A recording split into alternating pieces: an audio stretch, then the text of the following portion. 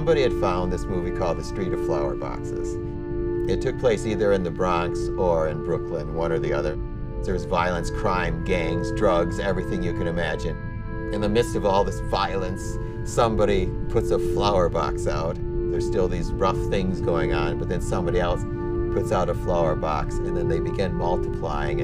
And as the flower boxes multiply, things start changing on the street. When we first started praying in our fellowship group for a neighborhood to move to as a group, we were living downtown in some apartments and going to church in Granville, and we would drive through this neighborhood. We'd look out the windows, just the signs of decay, of abandonment was so remarkably different. And someone in the car would say, what if God called us to move into a neighborhood like this? And there'd be some nervous laughter.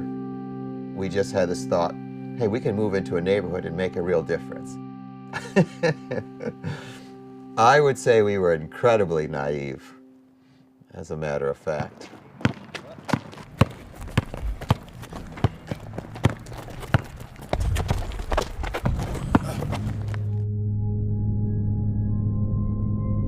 I guess it used to be pretty good back when I was younger.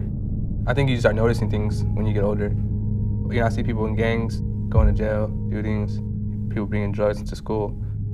When you're younger, you don't really understand what all the taggings and stuff means, but when you get older and people start telling you, and you know, you start learning from the streets that the place that you're living is not really a good place.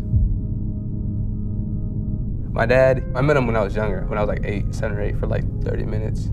He was about 18 when he had me, so maybe the pressure just pushed him away. And it's not an excuse, but I don't blame him for not being there. I mean, I don't hate him, but I don't love him, you know?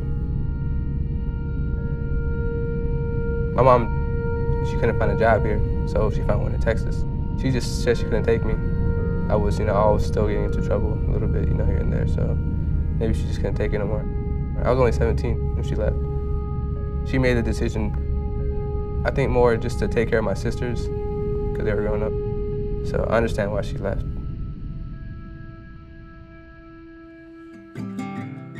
One of the people in our group had found this book that specifically said if you want to reach a neighborhood or a people group, you start with the adults first and work down to the children. No, I thought your celebration singing group on the streets with the tambourines and the guitar was very effective.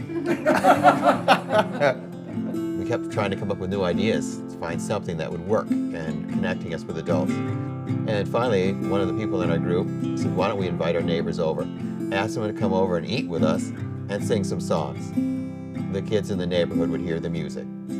I remember Dolores and Priscilla coming and peering in the window in the screen door while we're singing, wanting to join in. And I don't think we even let them in at first, really, because they were just in the lined way. up the porch. Yeah.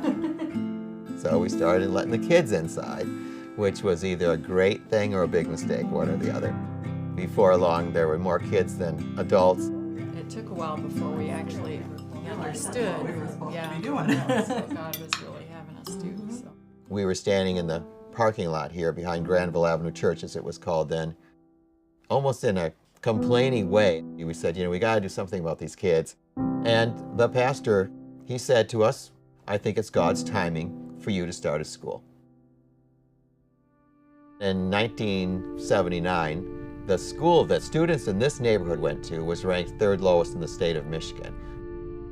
The stories that the kids started talking to us about were very different from what I had heard growing up as a child. Having to move because they couldn't pay the rent. Well, I didn't even know anyone who rented a house.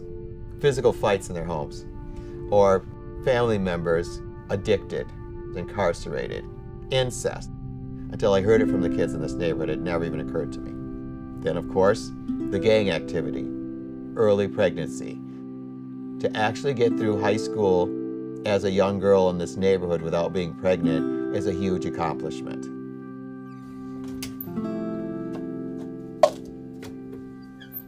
School busy wasn't really that big of a deal for me.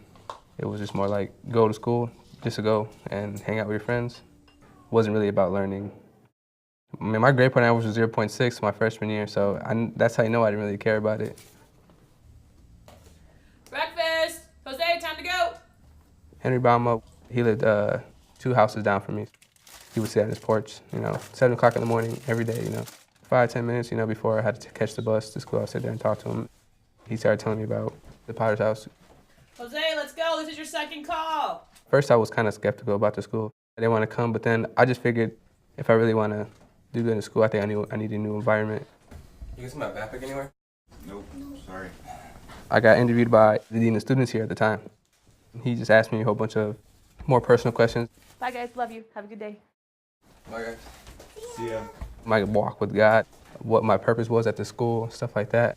To be completely honest, I wasn't who I said I was, I lied about everything I said in that room just so I can get into school.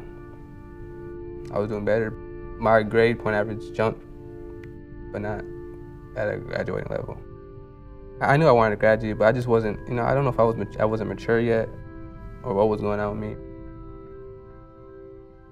I think before the school started, our response was moving into a neighborhood and trying to figure out what the neighborhood needed. And connecting with the kids, we actually found that the kids were needy, that the kids were looking for something. I kind of felt like I needed someone to tell me what to do.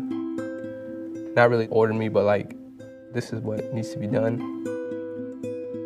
I think it was moving into a neighborhood, connecting with the need, owning that need, because when you're bonded with the kids and you see the problems that they're going through, it becomes your problem. These teachers are so committed to the kids that when they can't be in their homes anymore, the teachers take them in.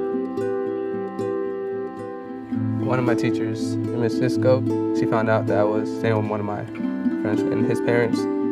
She came and talked to me one day and told me, we would like to help you just to live a more structured life. So I wasn't really surprised that she was talking about how bad my grades were. I was surprised that she wanted me to come stay with her,